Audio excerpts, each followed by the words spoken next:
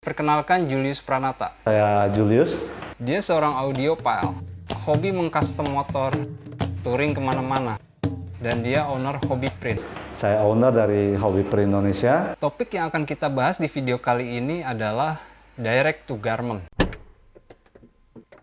Kita lihat sejarahnya, kehadiran inkjet printer telah membawa perkembangan teknologi yang luas dengan kemampuan-kemampuan yang baru. Salah satunya mencetak di atas kaos. Direct to garment artinya cetak langsung di atas bahan.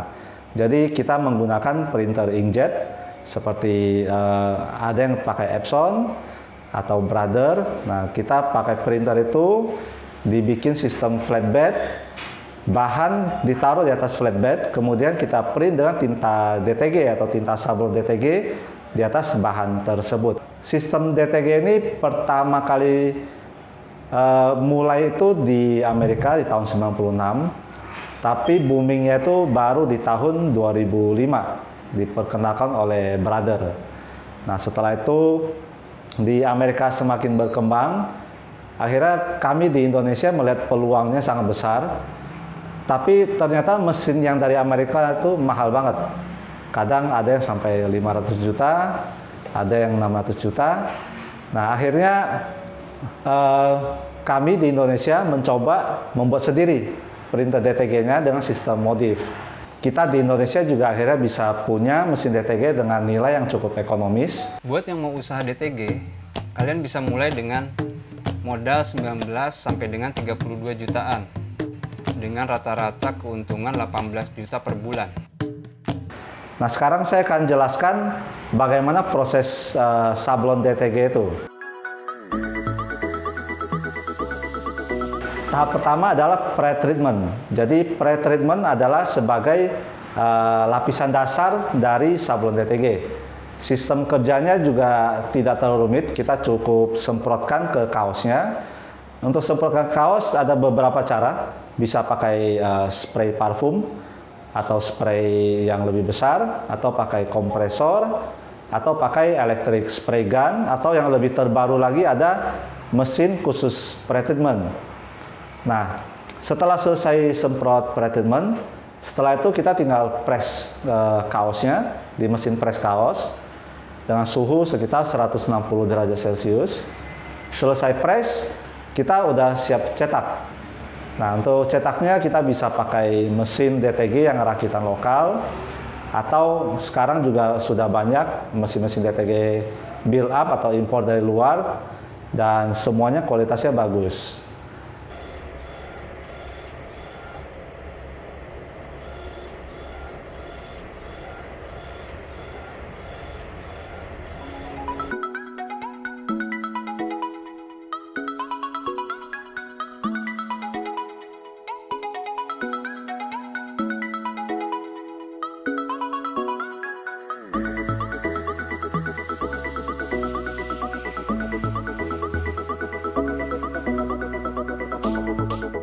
Setelah selesai cetak di mesin DTG-nya, setelah itu kita akan proses finishing, yaitu kita akan press lagi di mesin press kaos dengan suhu 160 derajat kurang lebih,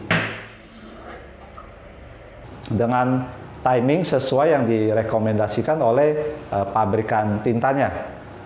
Nah, selesai kita press finishing, prosesnya sudah selesai. Kaosnya udah siap di packing dan siap dipakai langsung atau siap dikirim ke pemesan. Nah, sekarang saya akan jelaskan apa sih kelebihan sablon DTG dibanding proses sablon yang lain. Jadi sablon digital ada beberapa. Ada sablon menggunakan transfer paper. Kalau transfer paper itu print di kertas, kertasnya yang ditempel ke kaos. Ada juga sablon sublimation. Kalau sublimation juga sama, print di kertas, cuma gambar yang pindah, tapi harus di bahan polyester. Nah, untuk ngambil di tengah-tengahnya itu akhirnya muncullah DTG. Jadi DTG itu kita print langsung di atas bahan, jadi tanpa perantara kertas. Akhirnya tintanya semuanya menyerap ke kaos. Dan yang kedua, DTG itu spesial buat di bahan katun untuk sementara ini.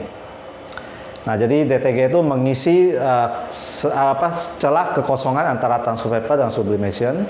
Dan yang kedua, kalau kita misalnya mau pesan sablon manual dengan quantity sedikit, misalnya cuma 5 piece kaos atau malah cuma 2 piece kaos, akhirnya kalau kita sablon manual itu biaya sablonnya jadi tinggi karena harus bikin screen, film dan lain-lain, dan catnya juga harus cari yang paling tepat warnanya. Tapi dengan sistem DTG ini semuanya sudah dikerjakan secara digital kecuali pas pretreatment aja. Pas pretreatment masih manual kita semprot. Tapi untuk pengolahan desain dan pengolahan campuran warnanya sudah dikerjakan secara digital oleh komputer dan printer ya.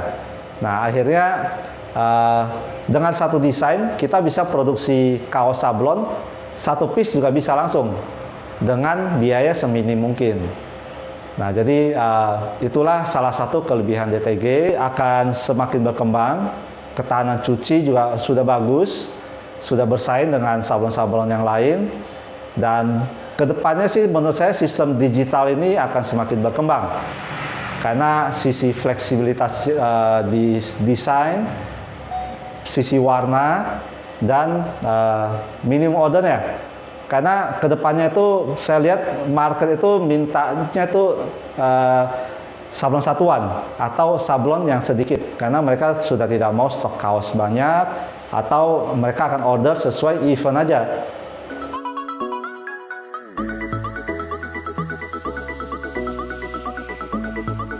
Di Amerika mulai ngetren nih DTG nih, terus kita cari, waduh mahal banget mesinnya akhirnya. Terus kita coba cari, ternyata ada yang namanya DIY DTG. Akhirnya kita coba bikin di Indonesia dan berhasil kita bikin. Kebetulan juga dapat tintanya yang kualitasnya bagus. Ya, akhirnya mulai berkembang. Tapi karena saya ngerasa kayaknya kualitas DTG ini masih bisa ditingkatkan, akhirnya saya mengajukan jadi distributor tinta DTG dari Amerika. Akhirnya kami disetujui jadi distributor tinta DTG merek Firebird dari Amerika, terus Imes Arbor dari Amerika juga. Kalau DuPont kami sebagai dealernya juga di Indonesia. Nah, dengan pegangan bahan baku DTG yang berkualitas dari Amerika itu, nah akhirnya kami bisa mengembangkan kualitas sablon DTG yang bagus di Indonesia. Dan kita juga akhirnya bisa memotivasi pemakai mesin DTG Indonesia, hasil sablon mereka itu bisa untuk ekspor. Alasan milih bisnis DTG apa, Pak? Ini masih buka ini, Pak? Boleh, Boleh. Boleh ini. silakan. Jadi mungkin ini mengasah kreativitas, sebetulnya gitu kan. Oke. Kan? Nah, cuma kan perlu tanya sama ahlinya. Gimana caranya supaya ngeprint yang bagus dan dapat hasil yang bagus. Karena tinta yang kita pakai itu memang tinta yang dari Amerika juga.